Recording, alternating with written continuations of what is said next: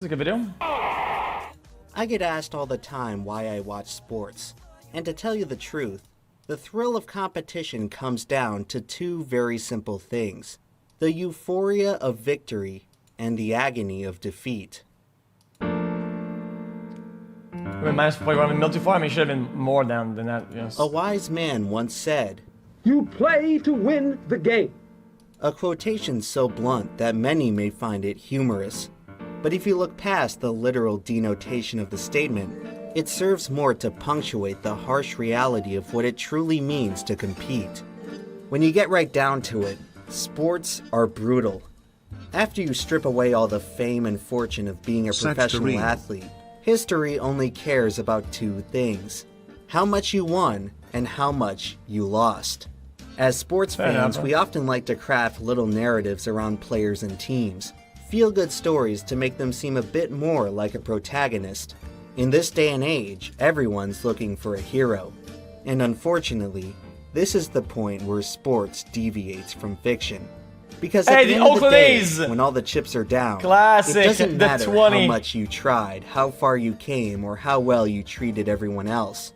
All will be forgotten if you fail to win. And unfortunately for our heroes, there's just not a lot of winning to go around. The vast majority of competitors are doomed to retire as nothing more than forgotten losers. But not every loser is necessarily forgettable. As it turns out, there are many ways to lose in sports, some more spectacular than others. You can throw a game on purpose, get cheated out of a win by the refs. There's no other movie that did it than the fucking Moneyball that screams more. Fuck the doubters.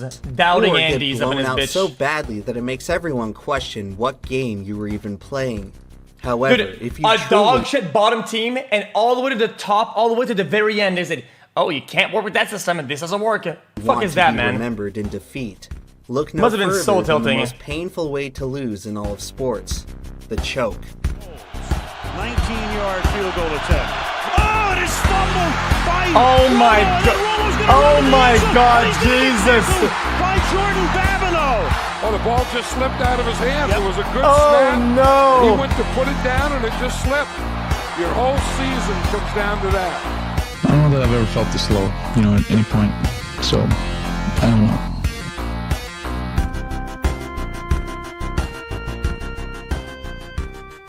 In 1990, the International Atomic Energy Agency introduced a tiered scale for the purpose of categorizing the severity of nuclear meltdowns. For the purpose of this video, I believe that a similar scale is apropos for chronicling the worst meltdowns in sports. Watching these moments unfold is truly a... Bro, let me watch this again. Worst blooper, blunder, oddity, upset, nightmare, inconceivable. Downs in sports. Watching these moments unfold is truly a surreal experience. There's something about it that's so morbid yet compelling, like witnessing a train wreck in slow motion. To have victory within your grasp, just to let it slip away, it evokes strange feelings of existential dread. But alas, not all chokes are created equal. Some are much more dreadful than others. Let's start off with the least dreadful. Bloopers are fine. The fundamental building block of every choke is the common blooper. Professional athletes are among the best of the best in strength, speed, and skill, but they're still susceptible to the occasional malfunction. If you play for long enough, you will eventually be served your fair share of humble pie. While the average blooper is often forgotten, a few manage to stand the test of time for their sheer absurdity. Why did you just grab it? Jose was a baseball player who wasn't exactly known for using his... Okay, bro. Can you really say that's a blooper, though? That is like... A few managed to stand the test of time for their sheer absurdity. Jose Canseco was a baseball player who wasn't exactly known for using his head. That was until a 1993 game when a lucky bounce off the cranium helped to score what may have been the only dome run in the history of the majors. It's unclear whether this moment was more embarrassing than what happened to Larry Walker, who forgot how to count to 3 in the middle of a 1994 game. And Walker doesn't know how many outs there were. He thought that was the third out. Even more perplexing are some of the bloopers found in America's most popular sport, the NFL. whose most infamous gaffes have approached Looney Tunes levels of contrivance. In 2012, a game between the New York Jets and the New England Patriots produced what may be the most notorious folly in recent memory, the butt fumble. A play so humiliating that the Jets franchise has still never quite recovered. It's pretty much the blooper to end all bloopers, Oh my and has God, since dude. overshadowed several other strong contenders for the dumbest of all time. In 1964, Minnesota Vikings defender Jim Marshall scooped up a fumble and ran 75 yards for the score. The only problem was that he scored for the other team. Marshall had just carried the ball in the wrong direction. In 2008, Detroit Lions quarterback What? Dan Orlovsky would show us Dude, okay, stop, dude. though scooped up a fumble and ran 75 yards for the score. The only problem was that he scored for the other team. Marshall had just carried the ball in the wrong direction. In 2008, Detroit Lions quarterback Dan Orlovsky would show a similar lack of awareness by obliviously trotting out of the back of the end zone. That 08 Lions roster would end up becoming the first team to finish a season 0-16. The polar opposites of the 1972 Miami Dolphins, who finished a perfect 17-0. Strangely enough, this all-time great season culminated in what may very well be the ugliest blooper in the history of American football.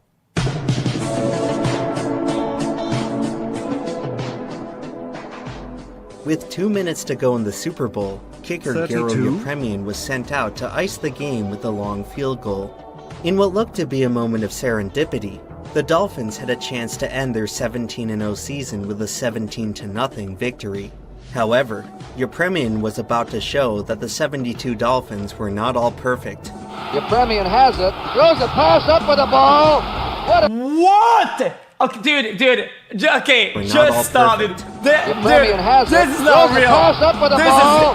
What a kooky play that was. Garo Yepremian lost his head and tried to throw a pass. It went in the hands of Mike Bass. Okay. He scores. Despite the pitiful comedy of errors on that play, the Dolphins hung on to complete what is thus far the only None of it's a undefeated kicker. season in the Super Bowl era, and Garo's ridiculous folly would be forgiven and forgotten.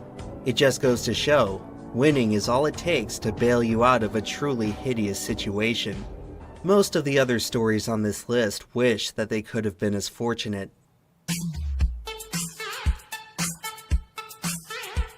On their own, bloopers, errors, and mistakes are mostly inconsequential.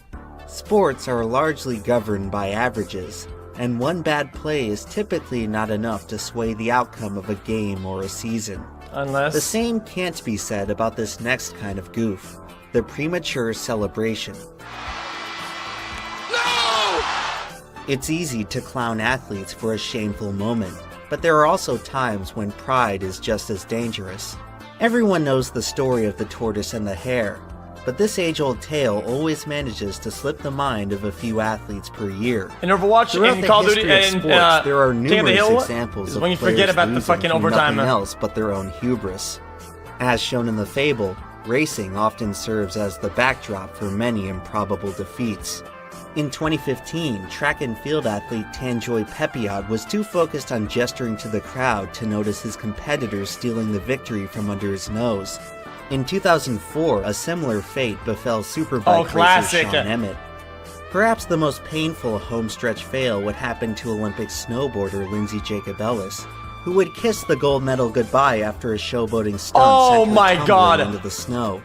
Moments like these prove the time-honored wisdom that you should never celebrate until after you've So crossed the finish fucking line. bad. Or, in the case of American football, the end zone. It's a sport I which remember has that seen too. an alarming number of cases where a celebrating player has inexplicably dropped the ball at the 1-yard line, thus invalidating what should have been a guaranteed score. One such case that's particularly hard to watch happened in a 2014 college game between Utah and Oregon. After the Utah receiver let go of a surefire touchdown, Oregon returned it 99 yards the other way. A 14-point swing, all from one careless mistake. It's a mistake so punishing you'd think that any player would learn to never do it again. Well, any player besides Deshaun Jackson, who dropped the ball not once, but twice in his career. Perhaps the most famous case of dropping the ball came on the biggest stage. In Super Bowl 27, Leon Lett's hot dogging allowed an opposing player to catch up and strip the ball before he scored. 9 months later, with the Super Bowl blunders still fresh in everyone's mind, Leon would somehow manage to top it. In a Thanksgiving Day game against the Dolphins, a blocked field goal at the end of regulation left the whole Cowboys sideline celebrating. Unfortunately, another inexplicable botch would render that celebration premature. Wait a minute.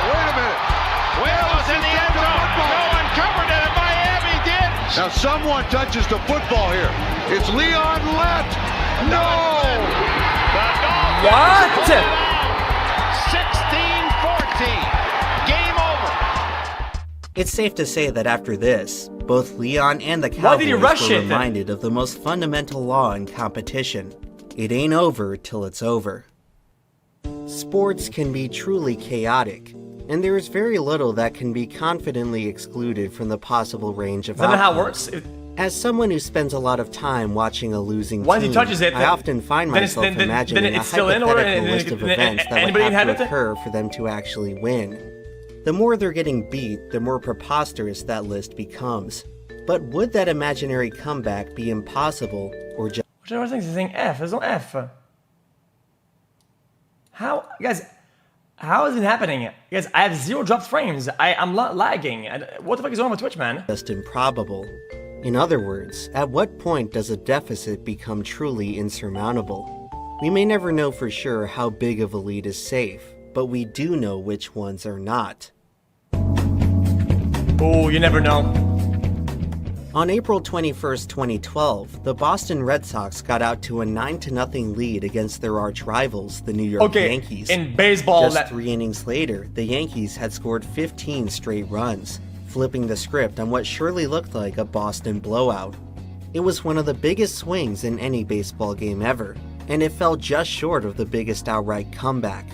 3 times in MLB history has a team blown a 12-run lead, the most recent being the 2001 Seattle Mariners, who allowed the Cleveland Indians to crawl all the way back from a 14-2 deficit. The largest blown lead in basketball history belongs to the 1996 Denver Nuggets, who were unable to close out a 36-point cushion. In 1957, Huddersfield Town would blow the biggest single-game lead of any football club. After building a towering 5-1 margin with just 27 minutes to play, the Terriers would somehow go on to blow a 4-goal lead, losing 6-7. In ice hockey, numerous NHL teams have managed to blow a 5-goal lead, including Wayne Gretzky's Edmonton Oilers, who couldn't hang on to a 5-0 lead in a 1980 It's Disney comedy in hockey. Game.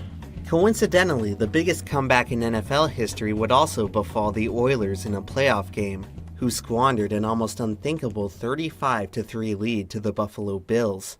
Statistically speaking, these games are all candidates for the worst ever choke of their respective sports.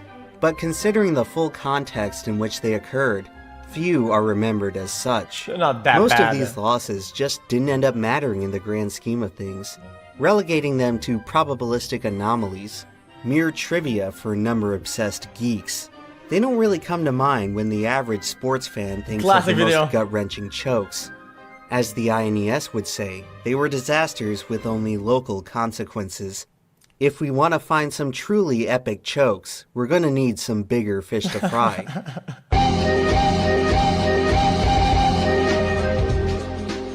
It's fairly agreed upon This is a good video, I like it. jargon that the term choke describes when a team or player has exhausted a massive advantage. Jesus. In most circumstances, it refers to an advantage that has been built up over the course of a game. However, in a few cases, that advantage is in play long before the game even starts. In every sports league, you're bound to run into mismatches, where one competitor is heavily favored over the other.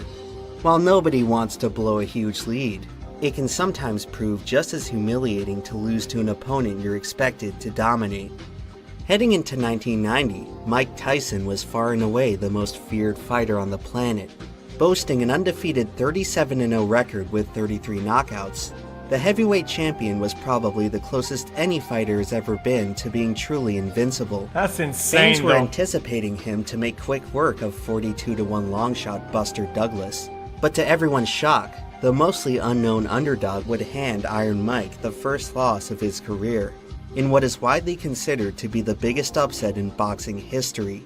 Not bad for a guy who had pretty much been brought in as a jobber. It turns out that a few other disabled enhancement talent performers whose sole purpose is to get men. Yeah, just you sports put on a make show use pretty of much. jobbers, most notably college football, whose top teams are notorious for scheduling a few games a year versus cupcake opponents. University athletic departments have been known to pay six-figure sums for vastly inferior teams to come into town and get pummeled into the turf.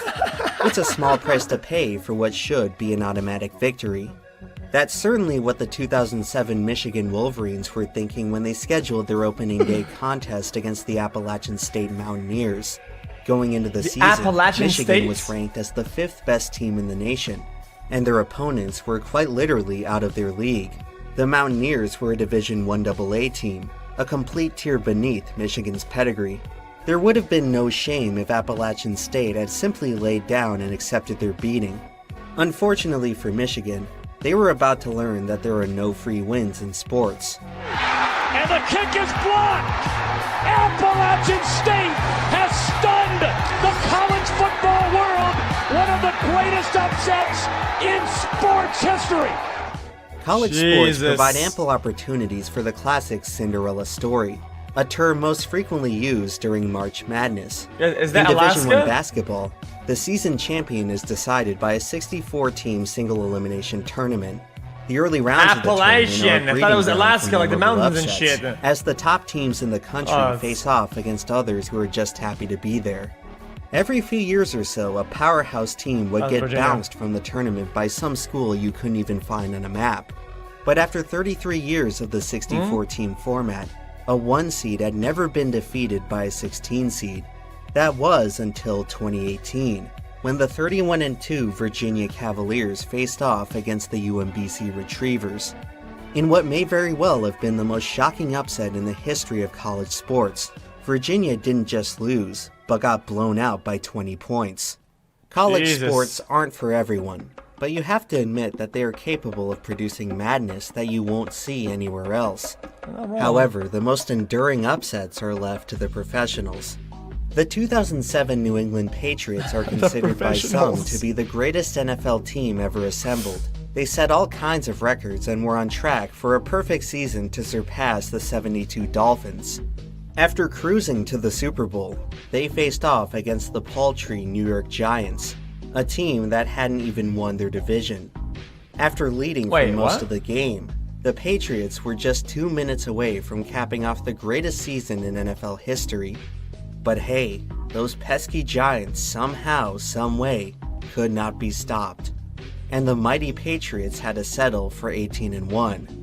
Every year, the Super Bowl is the most watched broadcast in America, but its viewership pales in comparison to the World Cup, which consistently attracts an audience of billions. The largest in-person audience for any World Cup game was estimated to be 220,000 for the 1950 final in Rio de Janeiro, an audience that would go on to witness one of the most brutal defeats in the history of Wait, sports. someone in Brazil? That year, the Brazilian men's national team looked unstoppable. They had smoked their past 2 opponents by a combined score of 13-2, and had only Uruguay standing in the way That of is their nothing first to one. That's World way Cup. too old. The Brazilians were so confident in their victory that they had politicians delivering congratulatory speeches before the game even started. Due to the unusual round-robin format of that year's tournament, Brazil could draw the game and still win the cup. It seems simple enough. You have all the momentum in the world. Bro, You that are is far and away fucked. the better team. All you have to do is not lose in your home stadium, and you're the world champions. They lost, 2-1. There's an argument to be made that out of every defeat in the Chat, history is of Uruguay sports, good or not? this was the single most agonizing. After the game, the 200,000 Brazilians in attendance sat in absolute silence. They weren't just stunned, they were traumatized. Wait. It was reported that in silence. the following moments, multiple fans leapt from the grandstands to their deaths. What? This may be hard to understand for non-sports viewers, but some people just really do care that much about the outcome of a game. As absurd as it may be to say, Choking can literally be a matter of life and death. The biggest upsets certainly live up to their name. They can be quite upsetting They probably had money on the line. However, Maybe these moments don't place as highly on the scale of sorrow when you consider why they were called upsets in the first place. While the Davids of the sports world may eke out the occasional fluke win, but I don't get there's it, though. a reason why the Nah, they probably weren't even gambling either. If you think about it, the odds of winning are probably gonna be like the odds were probably been like 1-0. Okay, well, guys, I'm not even lagging. What do you guys think? Guys, I'm not even lagging. Wait, winning the payout would probably been like 101, right? So why would anybody bet on that, dude? Like the payout for the opponents would probably be like 16-1. So why, if you were gonna gamble on that for a 101, might as well just put 1/60th of the amount on the opposing team and just say fuck it. I hope they lose. To be honest, have earned their title. Apart from the rare stumble, they tend to win a lot. After losing to UMBC, Virginia would run it back and win the tournament the very next season. Mike Tyson would eventually reclaim his heavyweight title. The Patriots won 3 more Super Bowls and Brazil won 5 World Cups. That's insane. It's safe to say that most of these guys ended up just fine. When we come back, we'll take a look at chokes so devastating that no one involved would ever really recover.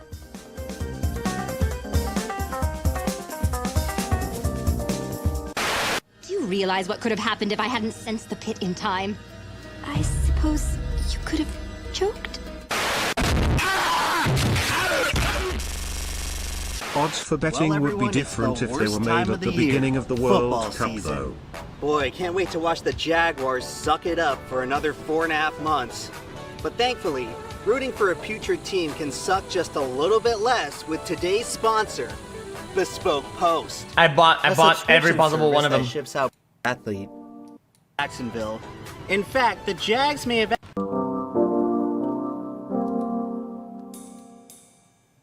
Many children around the world have dreams of becoming a star athlete. It's an all too common thought to envision yourself scoring the game-winning shot as the clock expires. What many of us fail to consider, however, is the opposite case. A handful of athletes do manage to beat the odds and make it to the biggest stage. Real. But rather than having their dreams come true, they all of a sudden find themselves in the midst of a living nightmare. Chris Webber had a solid NBA career, but most people only remember him for one costly mistake that he made in college. They have no timeouts remaining. Oh, he caused too many timeouts. That's a technical foul. He called a timeout. Michigan doesn't have any. Down by 2 in the final seconds of the championship game, Webber got caught in a bind and attempted to reset the situation by calling timeout. The only problem was that his team was out of timeouts, resulting in a technical foul that immediately ended their chances of victory. It seemed that no matter how much Chris Webber accomplished in the rest of his basketball career, he could never overcome the stigma of this one miscue. Okay, dude. A similar fate would befall NFL tight end Jackie Smith. In the 1970s, he was one of the best players at his position. During the 78 season, he was called out of retirement to play for a Dallas Cowboys team with championship aspirations. That team did end up making it to the Super Bowl, and down by a score late, quarterback Roger Staubach targeted a wide-open Smith in the end zone, who proceeded to drop the game-tying touchdown. Oh, bless his heart, he's got to be the sickest man in America. Dallas was forced to settle for a field goal, and that 4-point swing wound up being the difference in the game. Smith's pivotal blunder caused him to be single-handedly blamed for the defeat. Today, this lone moment is pretty much all he's known for. That's so lame. Across his Hall of Fame career, Jackie Smith caught 480 passes, but he is forever doomed to be remembered for the one he dropped. It can seem rather unjust how much one mistake can ruin someone's legacy. In the 1994 it's crazy, World right? Cup, Isn't this crazy, dude? You can make 1,000 good plays back to back to get to a certain point. You make one mistake, and that's all that people see. Roberto Baggio was the breakout star of the whole tournament, helping to carry the Italians to the finals. But after the game went to penalties when the team needed him most, he sailed his lone opportunity over the crossbar. Human negative bias. The miss would haunt Baggio for years, who is remembered today as one of the best players to never win the World Cup. In association football, the striker is often the most revered position on the field. The same can't be said for their American counterparts. In the NFL, I love kickers. Is one of the most thankless roles that anyone can fill. That's so dumb. We're talking about our idiot I love a good kicker. Do your job well, dude. And no one bats an eye. I love a kicker because it puts everybody at ease, right? Oh man, this is a good kicker. We don't have to worry or stress out about a kick. You know it's gonna land. But screw up just once, and you will be ridiculed. It's a peace of mind type of thing. Home. In recent history, two of the cruelest misses that come to mind are Blair Walsh's chip shot shank and Cody Parkey's double doink. However, the distinction for the costliest miss in NFL history has to go to one of two incidents from the 90s. Across more than a half century, 4 Super Bowls have been decided by a last-second field goal. 3 were made, and 1 was missed. The dishonor belonged to Buffalo Bills kicker Scott Norwood, who missed wide right on a 47-yarder that would have won the Bills the title. It's a moment that has tragically become the most replayed missed field goal of all time. However, in defense of 47 yards, the though. standard for kickers back then was much less efficient than what we see Yeah, that's today. what I thought. Wait, that's a cool. These are really cool stats, though. You can build 1,000 bridges, but fuck one goat, and you will only be known as a goat fucker. Okay, I mean that's different, bro. Like, dude, what? What the line's colors? Can I see the 2000s percentage chance? Oh, that's kind of cool, though. I like that. Boom, boom, boom, boom. The standard for kickers back then was much less efficient than what we see today. Average line and outliers. 47 yards was about at the limit of his range, so the attempt was certainly no gimme, especially considering the circumstances. For my money, the NFL's actual worst miss occurred 8 years later half a court, in the 1998 NFC Championship game. Minnesota Vikings kicker Gary Anderson had not missed a kick all season, leading by a touchdown with 2 minutes left. All Anderson had to do was make one more to put the game out of reach. However, when staring down the most crucial kick of his life, Anderson could not deliver. Oh man, come on, and all of a sudden, his perfect season had turned into the perfect storm. How many yards was that? It was just a matter of time before the Vikings' lead was gone, it looked like 25 or along like that. with their championship hopes. It can often be difficult for sports fans to reconcile the complex list of reasons for why their team lost. It's usually far easier to pin the whole mess on one player and one moment, no matter how unreasonable it may be. This type of coping mechanism is otherwise known as scapegoating, and in the history of sports, there was perhaps no bigger scapegoat than Bill Buckner. The nightmares are that you're going to let the winning run score on a ground ball through your legs. Oh no. Through the legs? Late oh, in Game I've seen it 6 before. of the 1986 World Series, Boston Red Sox manager John McNamara made the fateful decision to leave Buckner in the game at first base. By this point, the 18-year veteran was well past his my god, these eyebrows and mustache, holy! Time, and would usually be subbed out for a more sure-handed defender in crucial situations. However, as the elder statesman of the team, Buckner was given the honors to close out what was anticipated to be a very special moment.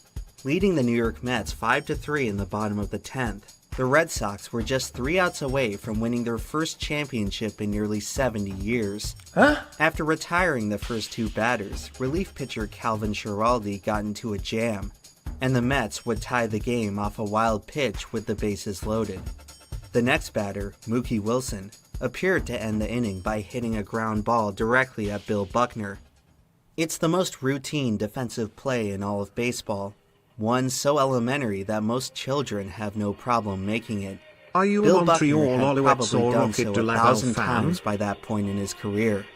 But on this day, his glove is a bit loose, his ankles are a tad weak, and he's not quite the player he used to be. Behind the man, it gets through Buckner. Here comes Knight, and the Mets win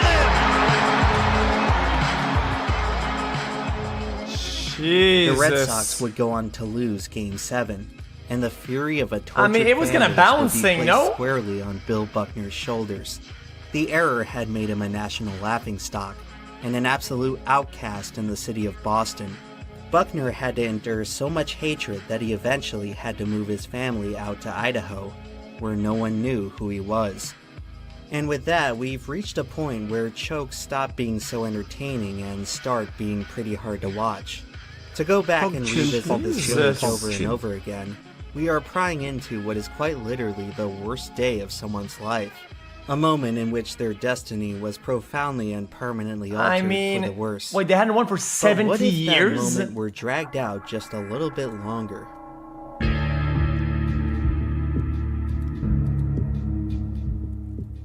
For as bad as some of these disasters are, at the very least, they come and go in an instant. The victims aren't given any time to marinate in their active suffering. Even more terrifying. Wait, the club that hadn't won for 106 years? Is the meltdown, where an athlete's 106 years and they win the Cubs? Anguish is sustained over a much longer time frame. This is no longer your average everyday choking. This is advanced choking. 108. Golf could be described as one of the loneliest sports of all. Yeah. If you screw up, you have no one to blame but yourself. This psychological spell has set the stage for some of the most epic implosions that any competitors ever experienced. In the 1999 British Open, Jean Van de Velde is playing the tournament of his life. He entered the weekend ranked outside the top 100 players on tour, and is now on the cusp of winning one of the sport's crown jewel events. Oh, come on, man. All he has to do is complete the final hole in 6 strokes. The following 14 minutes can only be described as a real-life horror movie. Well, I don't believe this. I don't believe it. Oh dear, this is so sad. What are you doing? Oh my God! What am I watching? Go and stop it. Now, I don't know. Many of us have tried these kind of shots, but he's going to sink deeper and deeper.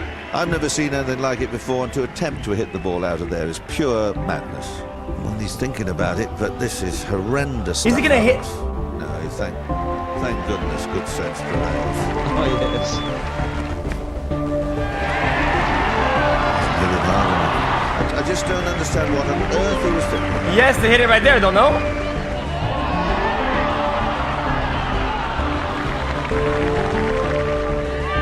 Wait till you build it.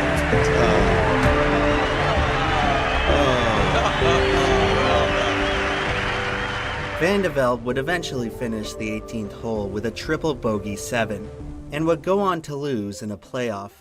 For the rest of his career, he would never even sniff another major tournament win. Golf may be considered the sport of gentlemen, but there are times when it can be absolutely savage. 3 years before Jean Van de Velde's meltdown, Greg Norman succumbed to one that was even worse. Oh, come on. If you thought one hole of misery was bad, you should see it prolonged over an entire round.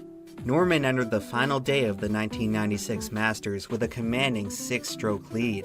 Over the course of that Sunday afternoon, that lead would slowly and steadily evaporate into nothingness. It was like watching a wayward sailor adrift at sea in a sinking ship. There was no saving him. In about 3 hours, Norman's 6-stroke lead had disintegrated into a 5-stroke deficit. By the end of it all, he wasn't even close to winning. One bad play can be written off as an outlier. Several in a row can be chalked up to some bad luck. But to suddenly lose your God-given abilities for an entire game, you just might have to start believing in curses. One fan base very familiar with curses is that of the Chicago Cubs, who by 2003 had experienced nearly a century of futility. In that season's NLCS, they finally looked on track to reverse their fortunes. After shutting out the Florida Marlins for the first 7 innings of Game 6, the Cubs were just 5 outs away from a long-awaited return to the World Series. But after Cubs fan Steve Bartman crossed paths with a chance foul ball, it was as if fate itself had flipped a switch. What? The Cubs, who had controlled the entire game to that point, had just been transported to the inning from hell. Into left field, a base hit by Rodriguez. Pierre scores to make it a 3-1 ball game. Ground ball in the hole is short. And oh, come on, man. Everybody's safe. Hammered down the left field line, and the game will be tied up. In the air right field. The throw will come to the plate, and the Marlins have taken a 4-3 lead. That ball hammered into left center field. 3 runs are going to score. Did he not think that maybe changed the pitcher? And this crowd at Wrigley Field stunned in disbelief. They're hitting every ball. Baseball is one of the only sports with no time limit, meaning that the potential for suffering is theoretically infinite. After watching their victory disappear before their eyes, Cubs fans must have been wondering if the torment would ever end. It turned out that the old curse was there to stay for just a bit longer. At the turn of the 21st century, the only other baseball team as misfortunate as the Cubs were our old friends, the Red Sox. Not only did they have a generational championship drought of their own, they had to sit and watch as their bitter rivals became the most successful franchise in all of sports. Throughout the 20th century, the Red Sox had almost too many heartbreaks to count, with one of the absolute worst taking place in the 1978 season. On the morning of July 20th, the Red Sox led the American League standings by a staggering 14-game margin over the Yankees. By September, Boston's lead had dwindled to just 4 games, just as they were slated to face the Yankees in a 4-game series. The Red Sox ended up getting swept so badly that the performance went on to be known as the Boston Massacre. Just like that, the 14-game lead had vanished, and the Yankees had tied them in the standings. After squandering the entire advantage they once had, the Red Sox were given one last opportunity to right the ship, a regular season tiebreaker in their home stadium, with the winner advancing to the postseason. However, any chance of redemption would soon be foiled when Bucky Dent, a player who'd only hit 4 home runs that entire season, blasted a 3-run shot that ended up winning the game for the Yankees. Boston was once again left in the dust, and would have to watch their nemesis win yet another championship. Late season collapses are probably the most long-form meltdowns in all of sports, but in a season as long as baseball's, they're not unprecedented. If you want to know the absolute nastiest chokes that sports have to offer, you will find them in an exclusive collection of moments that were truly one of a kind.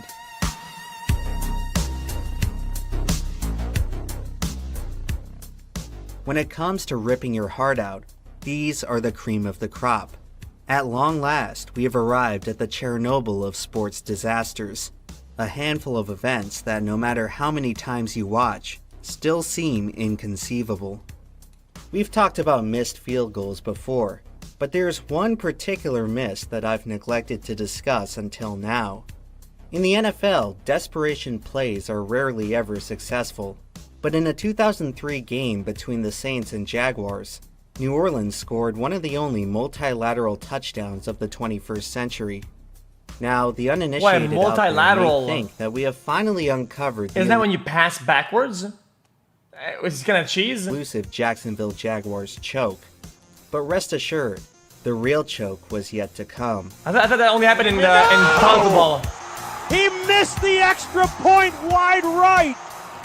After one of the most sensational plays in recent memory, Saints kicker John Carney missed the extra point.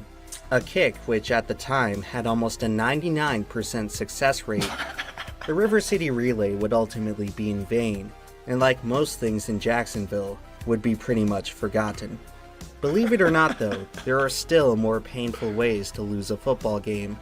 To find out how, we have to once again visit our favorite college chokers, the Michigan Wolverines. Yeah, this one, they should quote famous ninja who says, "How do kickers miss?"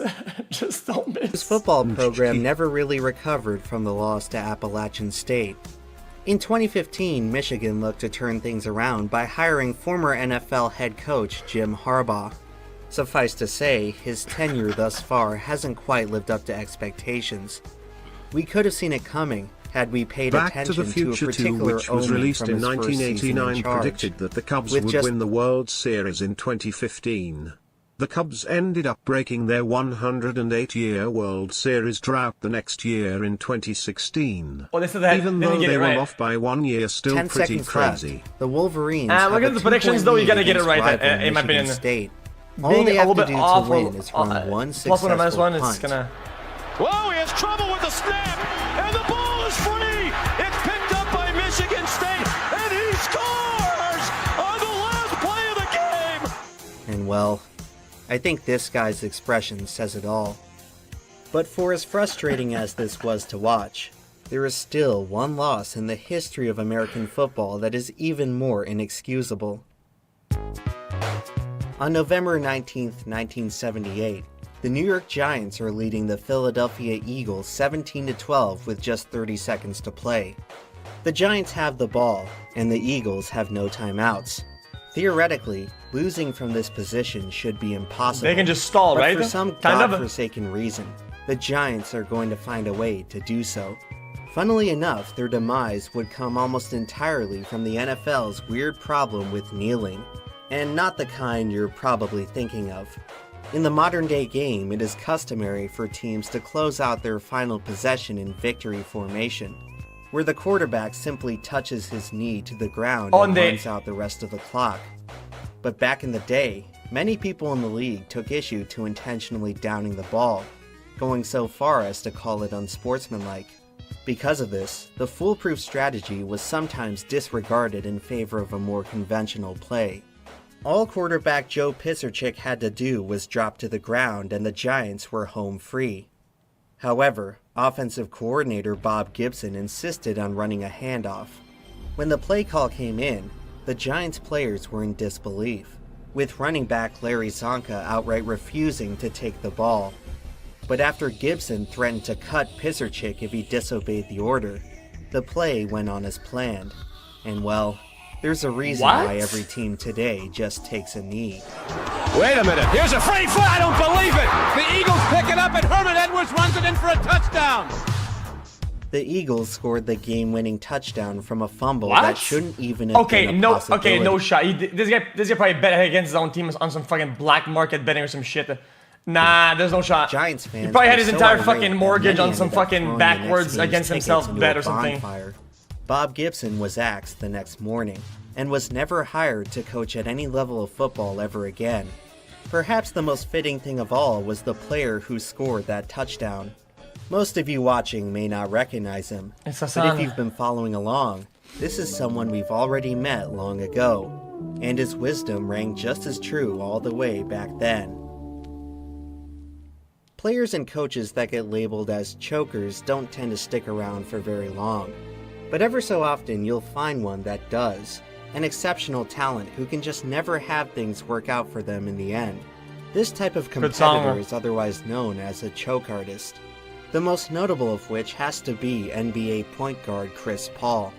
In 14 playoff appearances, Paul has managed to blow a 3-2 lead, a 3-1 lead, and a jaw-dropping 5-2-0 leads. No matter which team he plays for, postseason success is always just out of reach. One of those teams was the 2018 Houston Rockets, who finished the regular season at the top of the Western Conference standings, ahead of the formidable Golden State Warriors. The Warriors had taken the league by storm after becoming extremely efficient at shooting three-pointers. Rockets general manager what is CP3? What is that? Daryl Morey could see the tide turning and constructed a roster designed to beat the Warriors at their own game. The two teams were on a collision course that would ultimately be decided in Game 7 of the conference finals. Leading by 12 in the second quarter, the Rockets would enter the most unholy stretch of basketball that any team has ever witnessed. Before anybody said anything in chat, he said CP3 low, and it just looked funny in chat. This is one guy.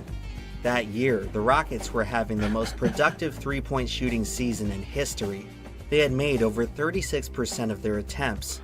The odds of this team missing 27 in a row was about 1 in 186,000. And for it to happen at the absolute... Wait, how many? 1 in 186,000. And for it to happen at the absolute worst possible time, that's a level of cruelty I cannot even begin to describe. It's one thing to cost yourself the game off some incompetent mistake, but at least in that case you get to blame it on something. What's truly demoralizing is being defeated by nothing more than the cold indifference of chance. If you think that 1 in 186,000 are rough odds, they don't even come close to the level of misfortune that Toronto Blue Jays pitcher Dave Stieb experienced in September of 1988. One of the greatest achievements for any pitcher is the no-hitter.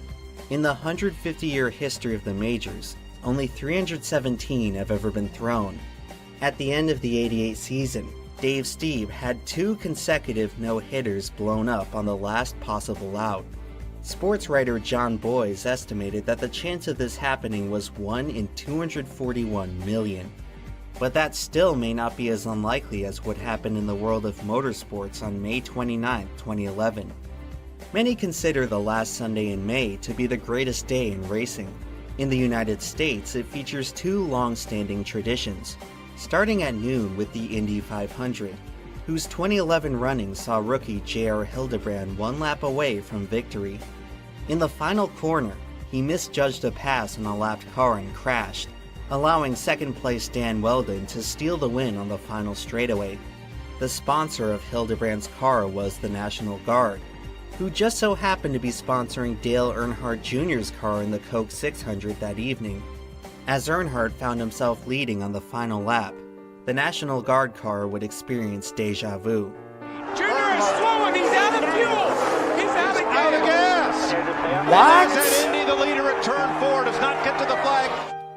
In an astounding coincidence, 2 separate drivers with the same sponsor would lose their respective races in the final turn of the final lap.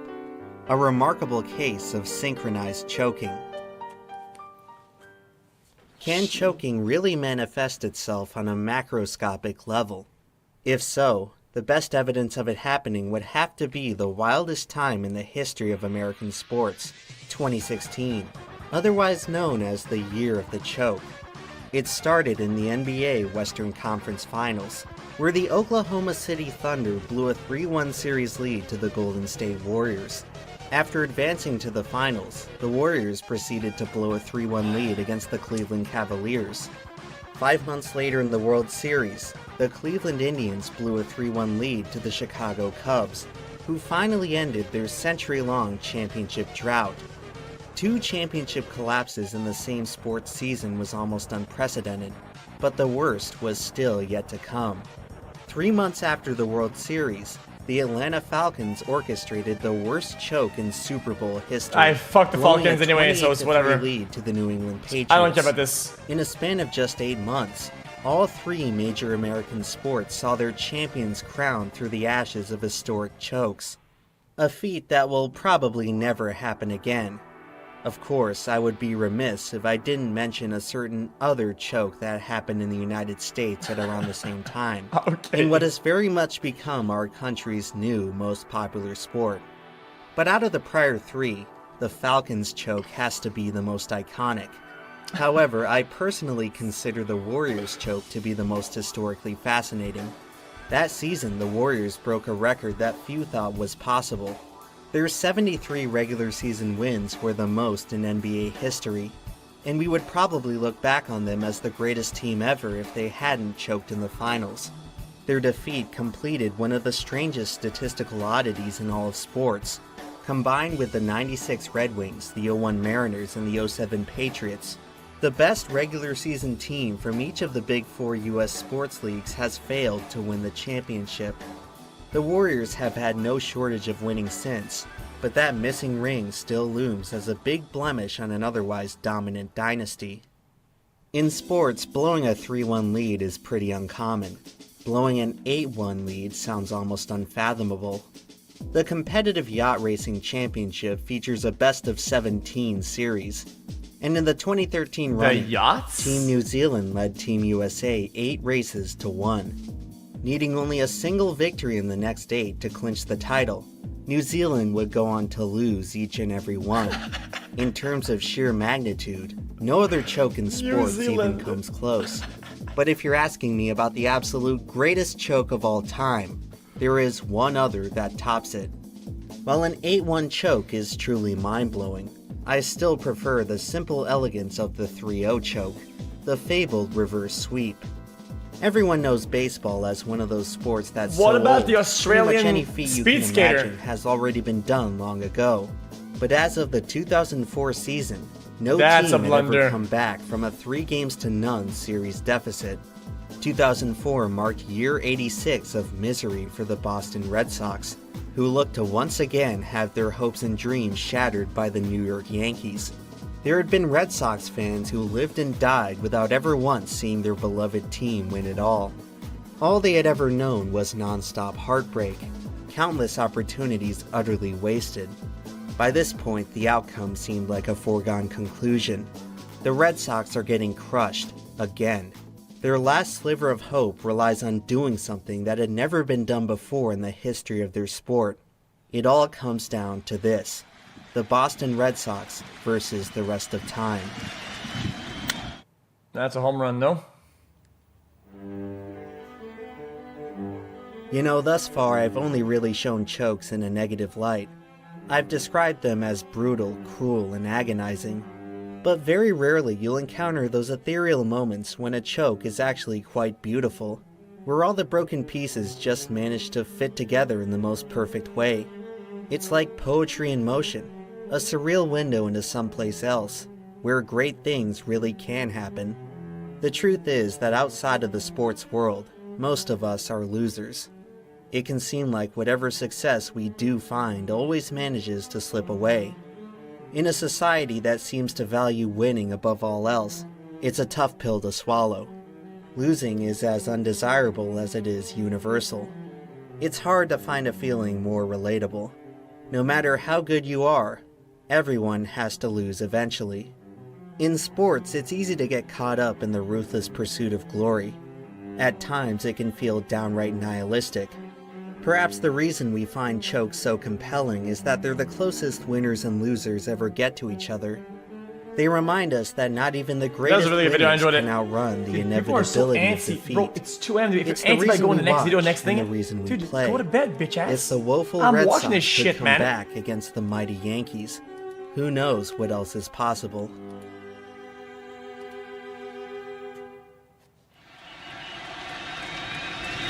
Back to Folk. Red Sox fans have longed to hear it. The Boston Red Sox are world champions.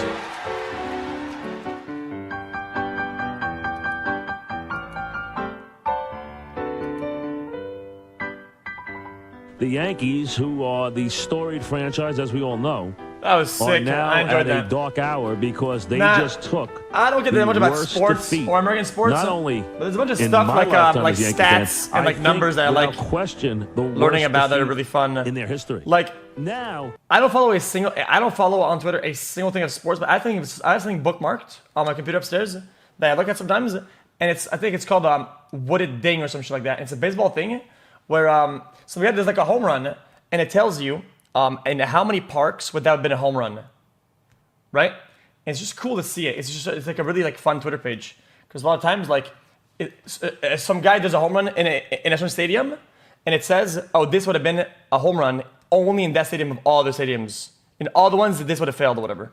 It's just kind of cool, man. It's called Wooded Dong. That's the one. Wooded Dong. It's a really cool fucking Twitter page. Wooded Dong. Yeah, that's the one.